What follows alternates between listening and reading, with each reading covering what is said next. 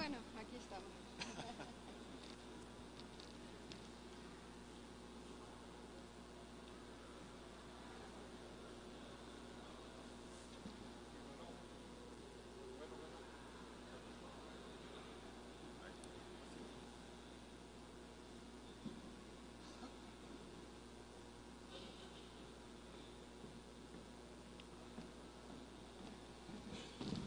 ¿Para pasar estos aquí?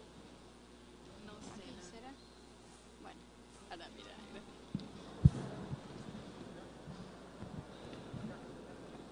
Muy buenas tardes. El tema que nos va a presentar Lucía Fernández Muñoz es el tema de experiencias en el diseño y construcción de puentes especiales.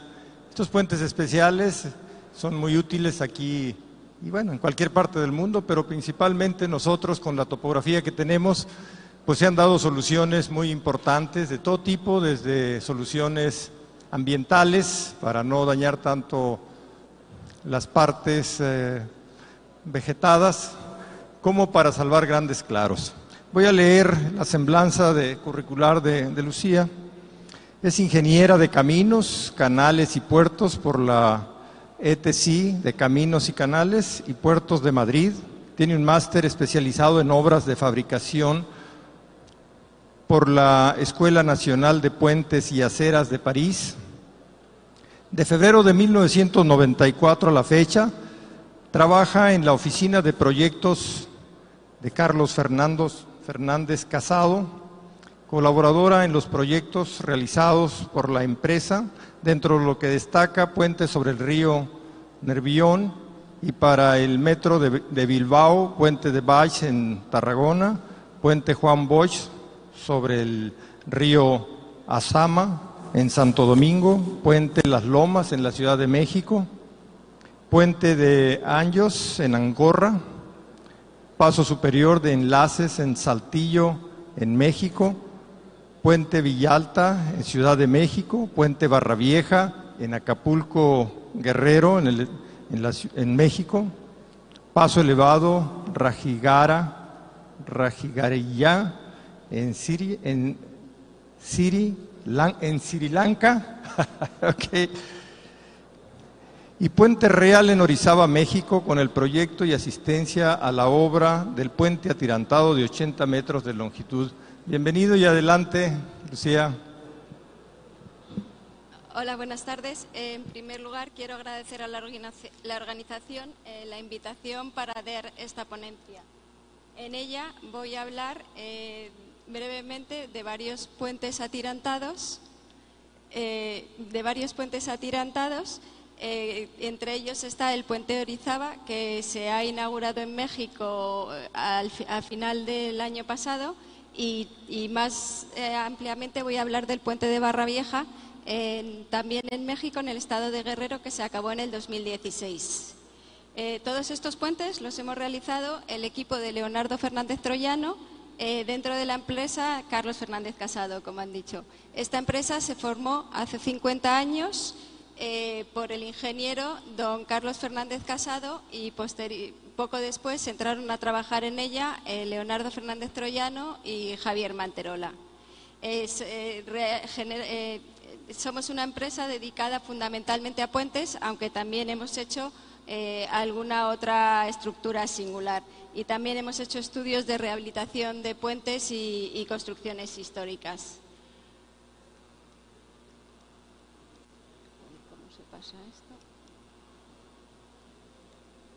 Primero voy a hablar de 3 puentes con atirantamiento en su eje central.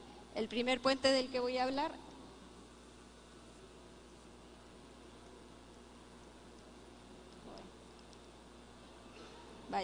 es el puente atirantado de la carrera 9ª en Bucaramanga, Colombia.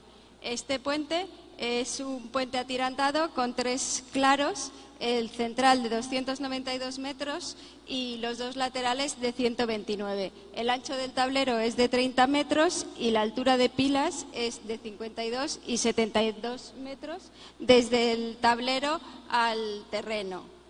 La necesidad de hacer un puente con una luz de 292 metros es que pasa sobre dos quebradas boscosas de gran valor ambiental que hacía que tuviéramos que hacer el menor número de pilas posible.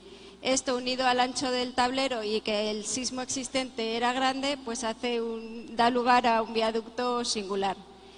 La carrera novena es una gran avenida que tiene 6 carriles de circulación y tiene 2 pasos de peatones en los bordes de 2 metros de ancho.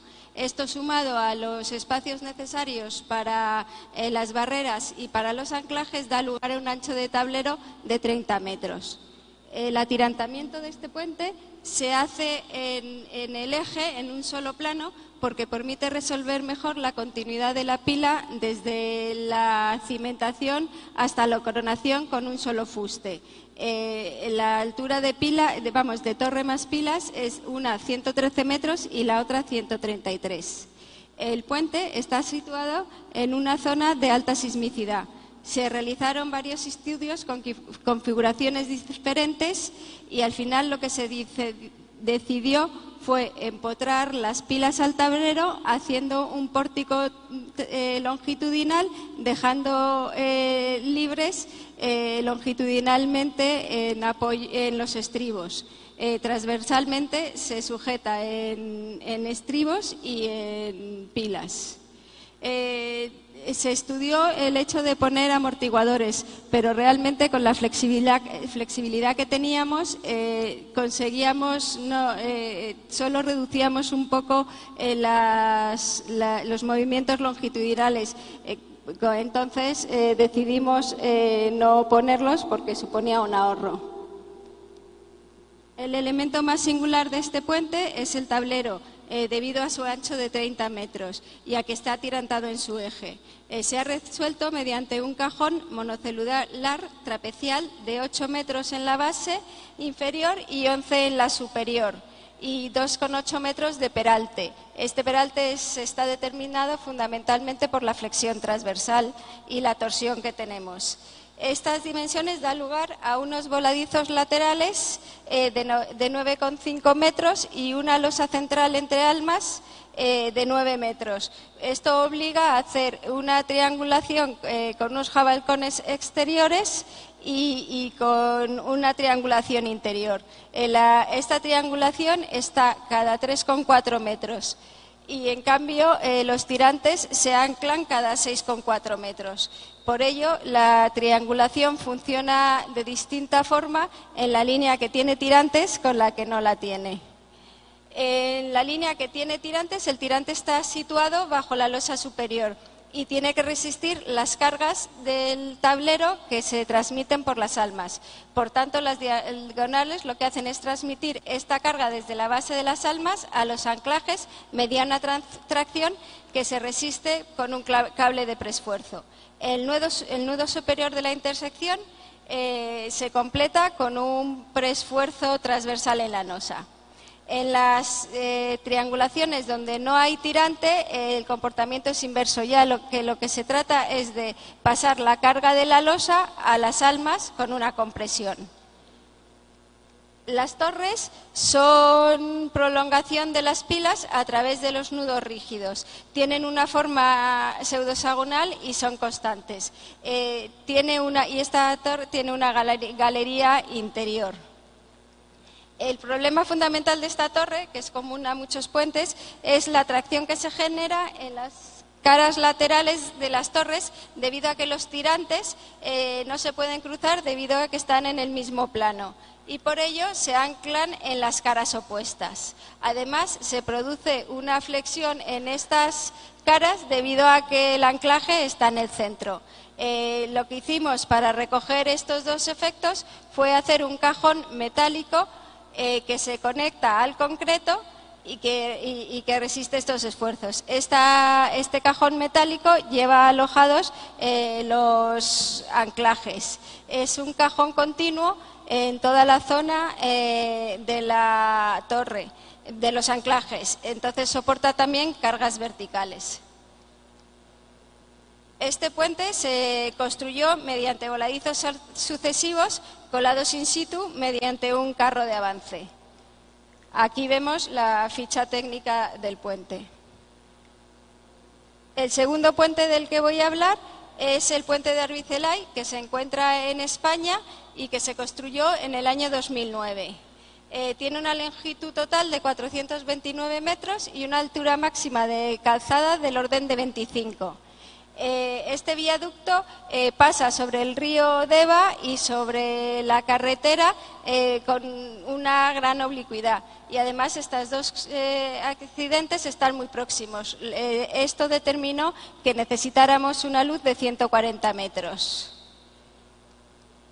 En este caso hicimos también un tablero único para las dos calzadas, entre otras cosas porque es más económico, ya que tenemos la mitad de pilas y además el conjunto mejora extraordinariamente.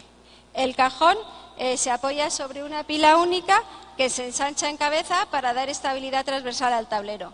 Debido a que el puente iba a ser empujado y a que se buscaba que los tirantes fueran lo más pequeños posibles, se planteó una estructura mixta, con cajón y jabalcones metálicos y losa superior de concreto.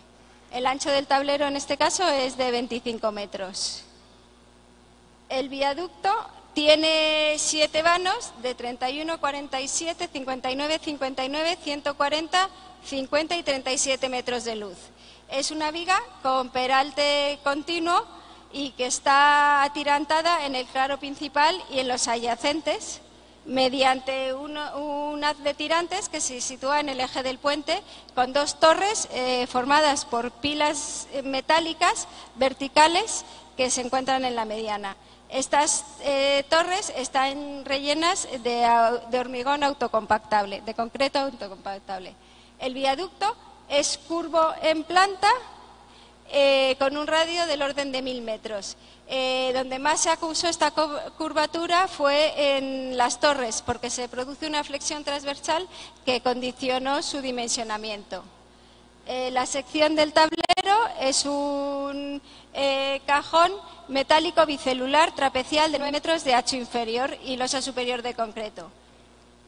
Este puente se construyó empujado y lo que se hacía se empujaba desde los dos estribos y en los voladizos se usaba la torre definitiva para atirantarlo provisionalmente.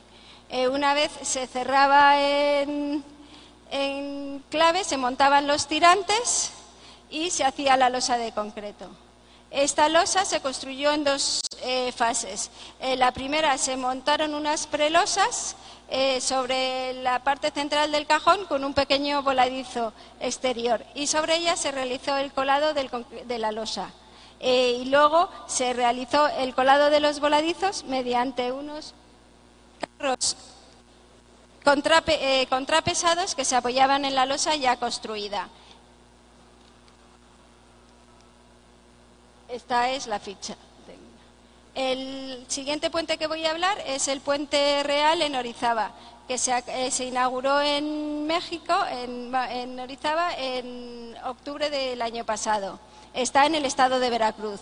Este es un puente atirantado de pequeña luz, pero que requería un peralte mínimo para pasar sobre las vías del ferrocarril que atraviesan la ciudad, y necesitábamos un galibo vertical de 7,5 metros en todo el claro central, debido a que el cruce con las vías es muy oblicuo.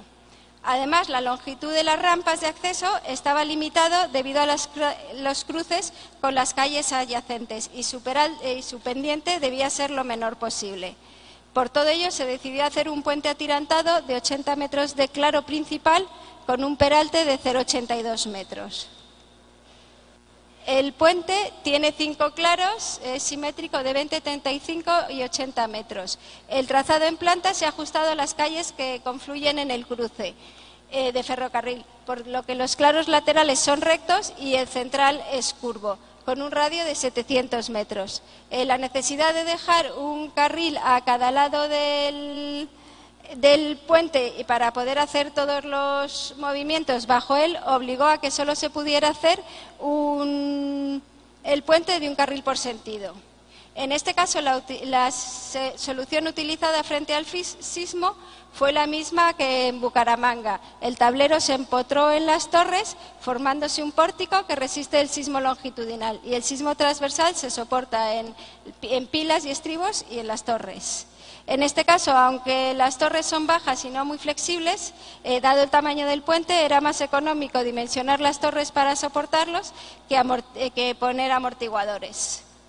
El tablero tiene un ancho de 14 metros para 2 carriles de circulación y la mediana central donde se alojan los tirantes. La sección es una losa central maciza de peralte constante, salvo en el apoyo de las pilas, que se amplía hasta llegar a unos 60 metros. Este aumento de peralte fue necesario para dejar el tablero independiente de la torre durante la construcción. La unión no se realizó hasta que no se cerró el puente y se tensaron los cables de preesfuerzo. La sección del tablero, entonces, a la altura de la torre se quedaba débil y por ello fue necesario ampliarla tanto transversalmente como en peralte. Los tirantes se anclan en huecos centrales dispuestos en la losa de forma que no sobresalen de ella.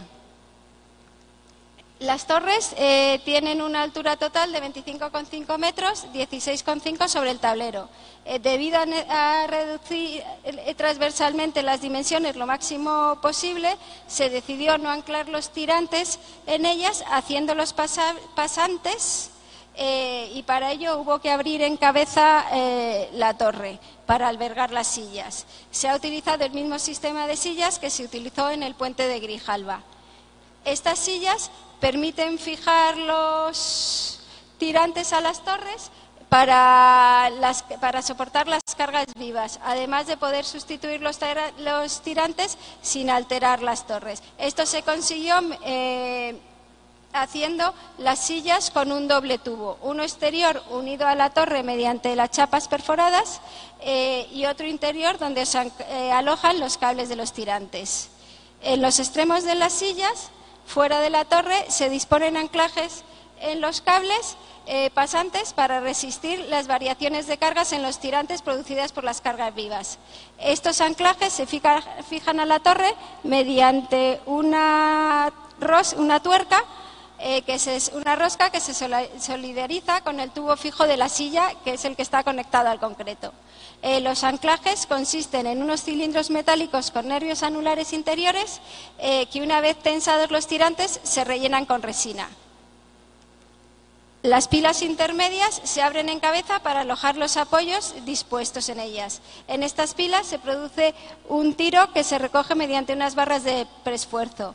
Además, tienen un taco central que sirve para recoger el sismo. La construcción de este puente se hizo por voladizos sucesivos. Y ahora voy a hablar de 3 puentes atirantados que se atirantan en los bordes, y los 3 tienen baja altura de torres.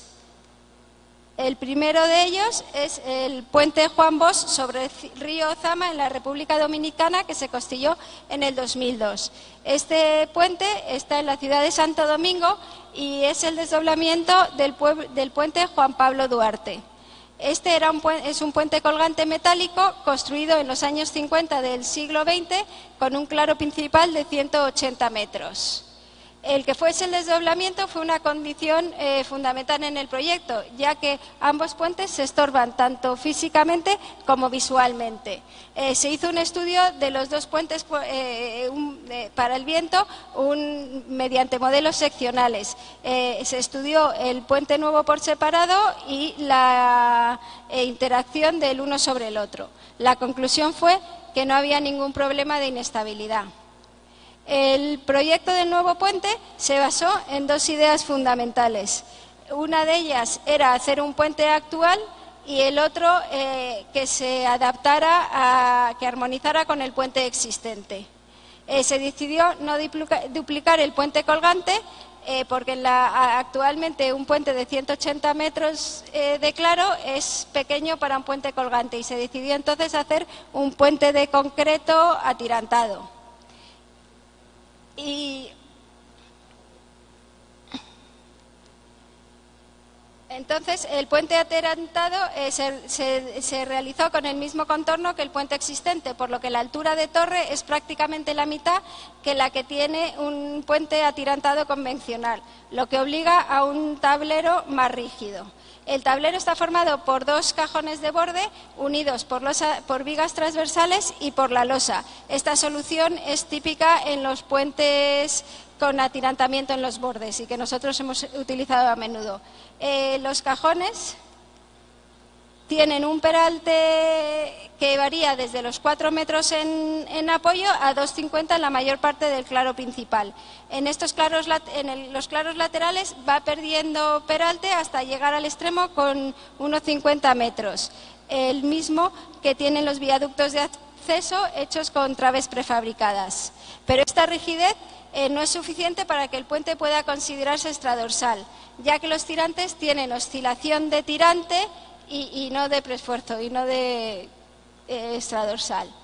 El puente se encuentra en una zona también de alta sismicidad, y ello también condicionó el proyecto. Lo que decidimos fue fijar el tablero a las dos torres para disminuir los esfuerzos en ellas, aunque con esto teníamos unos esfuerzos adicionales por temperatura, retracción y fluencia al fijarlo a las dos torres. La torre está formada por dos pilas verticales y unidas con una riostra bajo los apoyos, que sirve para dar rigidez transversal al conjunto frente a las fuerzas horizontales debidas al sismo. La forma de las pilas responde a la necesidad de máxima rigidez en la base y las dimensiones necesarias para alojar los tirantes en la cabeza. El ancho del tablero era de 33,5 metros porque también albergaba 6 carriles de circulación y aceras de 3,5 metros. El siguiente puente que vamos a hablar es el acceso a la boca oeste del túnel de Dos Valiras en Andorra, que se construyó en el año 2012. Bueno, realmente son dos puentes atirantados, casi paralelos, que se encuentran a la salida de los túneles de Dos Valiras y pasan sobre el río Valira del Nord, desembocando posteriormente en una rotonda elevada. Se intentó que tanto la rotonda como los puentes de acceso tuvieran un peralte mínimo y los menos puntos de apoyo posibles. Para salvar el río es necesario un claro de 86 metros de luz que se compensa con otro de 70 metros en cada puente. Para obtener el peralte de la rotonda se atirantó con unas torres en V situadas a las orillas del río. Para que las torres no fueran excesivamente altas y teniendo en cuenta que el tablero estaba a 25 metros sobre el suelo, se hizo una torre de 45 metros, lo que supone una torre de 17 sobre el tablero. Esta altura de torre es, como en el caso anterior, baja para la de un puente atirantado convencional. Pero también en este caso el tablero tiene una esbeltez de aproximadamente un cienavo del claro principal, mientras que para tener comportamiento de extradorsado debería tener un 50avo, es decir, necesitaríamos un peralte del doble. Por lo tanto, es también un puente atirantado. Los dos tableros tienen un ancho de 13,10 metros y están formados por dos vigas longitudinales unidas mediante costillas transversales. Las vigas tienen forma trapezial con un peralte de 1,40 metros en toda la longitud, salvo en los primeros 20 metros en los que tienen un peralte variable hasta 2,25 metros. Dada la descompensación de claros, se decidió aligerar la viga del claro principal y macizar la del de compensación, de forma que se minimizara el desequilibrio horizontal en la torre. Los dos puentes llegan a la rotonda elevada en un mismo tablero. Tanto la rotonda como como todas las salidas de ella, están apoyados en pilas en V o en trípode para disminuir al máximo el número de apoyos. Y tiene una sección de losa aligerada escalonada. Para terminar, vamos a hablar del puente de Barravieja, en México. Este puente está situado en Lomas de Chapultepec, al sur de Acapulco, en la desembocadura del río Papagayo, en Guerrero. Originalmente existía otro puente en su posición que colapsó por las riadas ocurridas en septiembre de 2013, ocasionadas por las lluvias de la tormenta tropical Manuel. Este puente tiene 3 claros principales, de 90 a 220, 90 metros. Y este sí que se puede incluir en los extradorsados, con un atirantamiento singular que consiste en unos diafragmas, que hemos llamado velas por su forma, y con una altura de torre análogos a los de los extradorsados, 1/10 del claro principal. Este es un puente que se resuelve exclusivamente con las técnicas de preesfuerzo, porque los cables de atirantamiento se alojan en el concreto de las velas, igual que es preesfuerzo de cualquier otra obra, aunque su puesta en carga es diferente. Una vez colado el concreto de las velas, se les da un tesado adicional que permite regular la oscilación de carga de los cables para conseguir el de un preesfuerzo normal y mantener comprimidas las velas. La longitud total del puente es de 470 metros y tiene 5 claros. Se proyectó sin pilas en la zona del cauce, debido a que la cimentación era inviable. Primero se hizo un proyecto con 6 claros centrales de 60 metros de luz y 2 laterales de 48 metros. Se hizo muy rápidamente porque había mucha prisa, pero sin tener los datos geotécnicos necesarios. En los sondeos definitivos se vio que la profundidad del lecho de granito estaba a más de 50 metros desde el cauce del río. Sobre él había arenas y gravas que durante los sismos se producía liquefacción. Entonces, esto a proyectar un nuevo puente con una luz de 220 metros. Con ello se redujo la longitud de los pilotes a 30 metros. Una vez establecida la luz, buscamos qué soluciones se podía haber. Presentamos un atirantado, uno de velas, un extradorsalo o un arco, y se hizo un estudio y se decidió adoptar el puente de velas.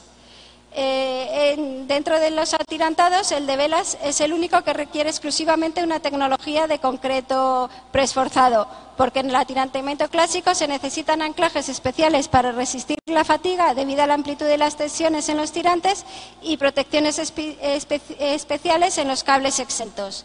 Y en el extradorsado se requieren también las protecciones en los cables exentos. En este caso se regula además la oscilación de carga en los tirantes para carga viva mediante el preesfuerzo de las velas, lo que no condiciona el peralte del tablero, como ocurre en los extradorsales si se quiere reducir la amplitud, como hemos visto en los casos anteriores.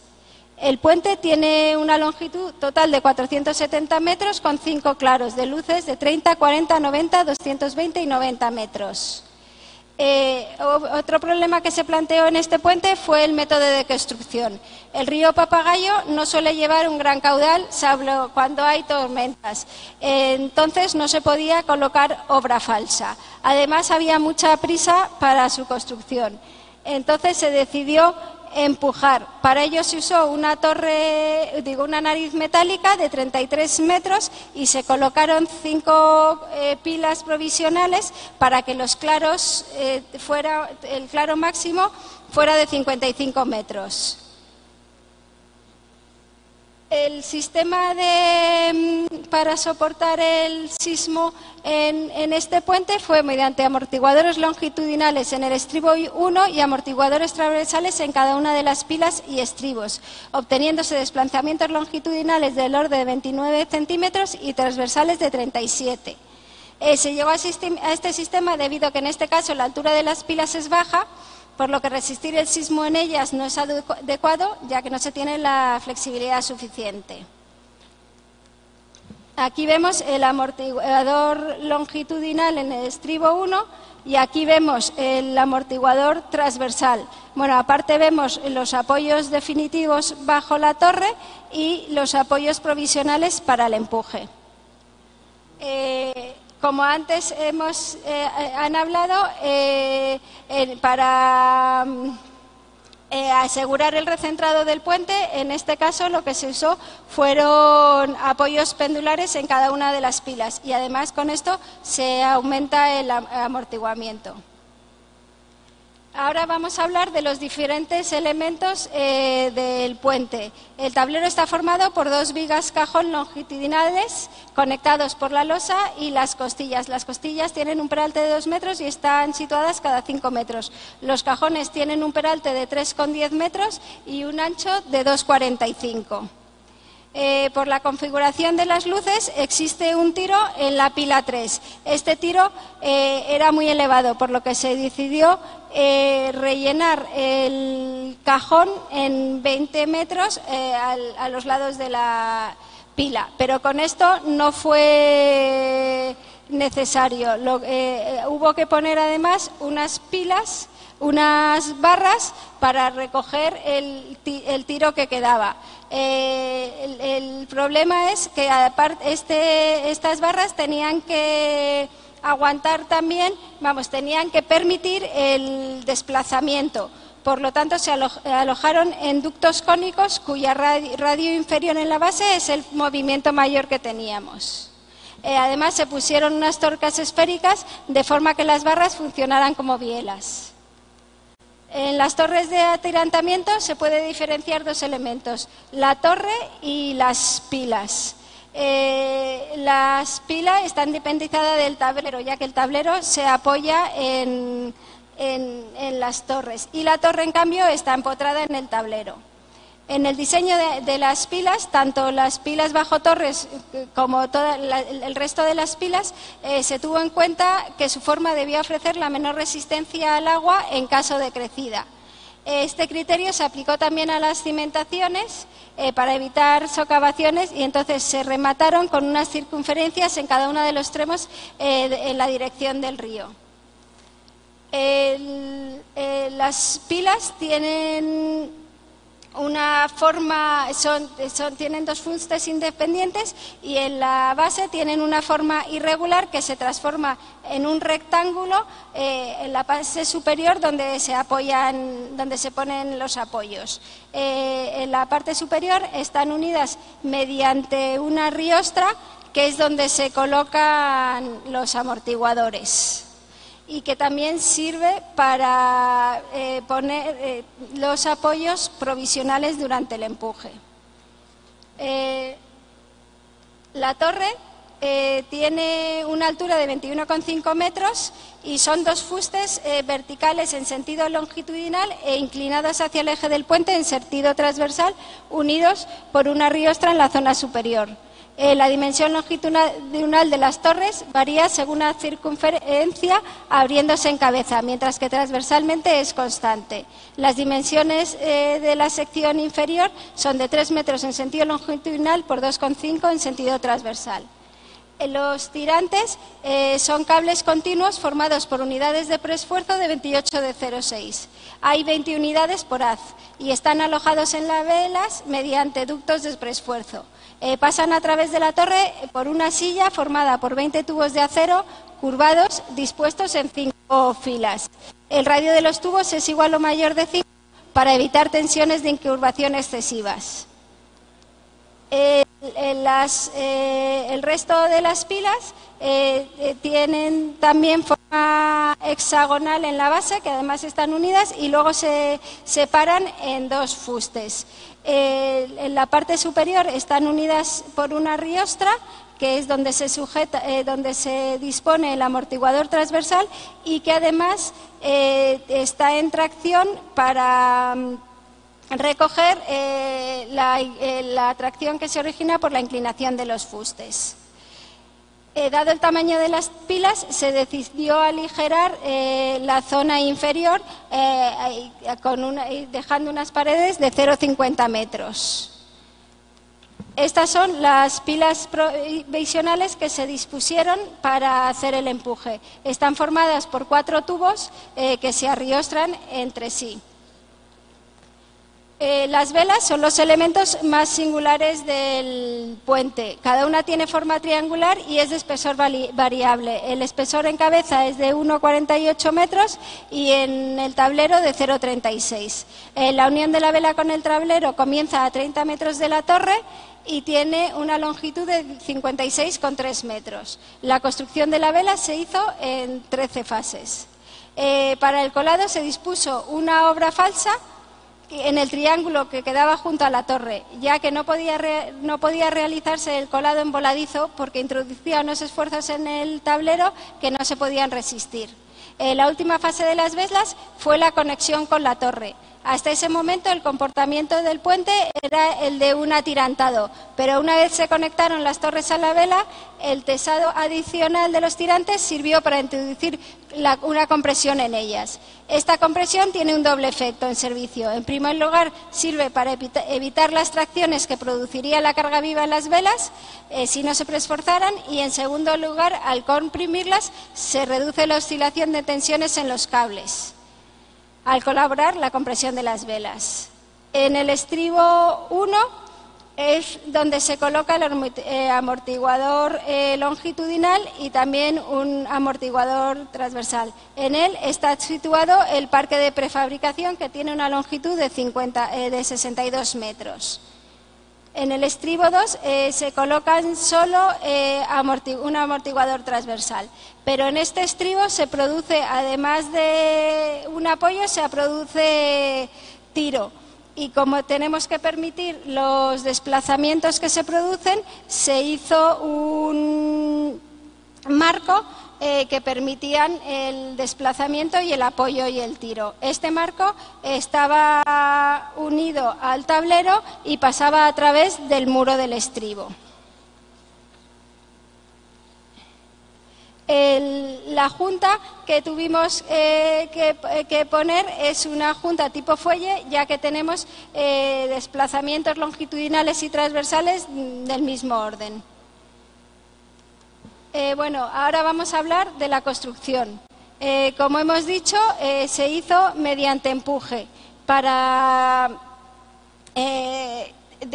optimizar el tiempo de la construcción. Lo que se hizo fue hacer la sección en 2 fases. En la primera fase se colaba la losa inferior y en la segunda fase el resto de la sección, las almas, la losa superior y las riostras. La longitud mayor de la dovela mayor es de 30 metros, por lo tanto el parque de fabricación es de 62 metros. Al tener la sección 2 vigas, se proyectó una nariz de lanzamiento de 2 vigas, una para cada una de las vigas del tablero, y se arriostraban entre sí. Se decidió no apoyar sobre los apoyos definitivos debido a que son de tipo pendular y no era sencillo realizar el empuje sobre ellos. A su vez, la sección de las vigas en cajón obligaba que durante el empuje se tuviera que apoyar bajo las 2 almas, no como en la posición final, que el apoyo se sitúa, solo hay un apoyo por cajón que está en el centro bajo un diafragma, o en el caso de las torres está fuera de la sección. Entonces se dispusieron unos balancines metálicos sobre los que se disponían las almohadillas de neopreno teflón, y estos balancines se apoyaban en un neopreno central que les confería el giro necesario para asegurar que la carga en los 4 apoyos de las almas fueran iguales. Para recoger el sismo longitudinal durante la construcción, hubo que hacer un sistema de amarre del puente que se situó en el parque de fabricación y consistía en 2 piezas metálicas que mediante barras de preesfuerzo sujetaban el tablero.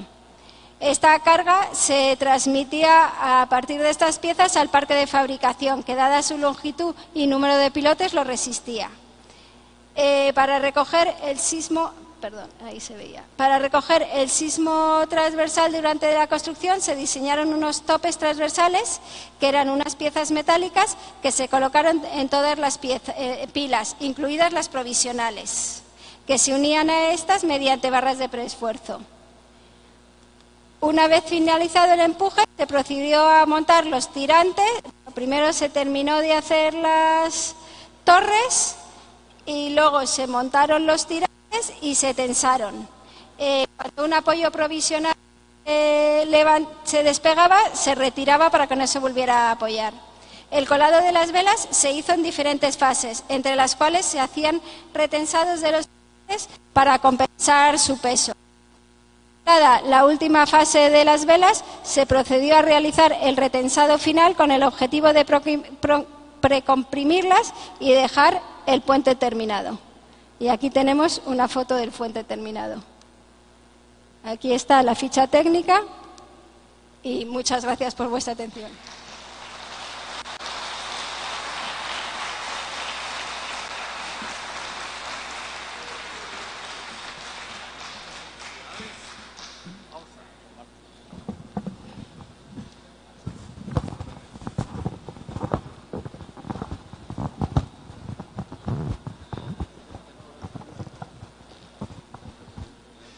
Bien, pues se va a otorgar un reconocimiento por la excelente exposición de los diversos tipos de puentes especiales y diferentes soluciones que se da en varias partes del mundo y principalmente los que se han dado las soluciones aquí en México.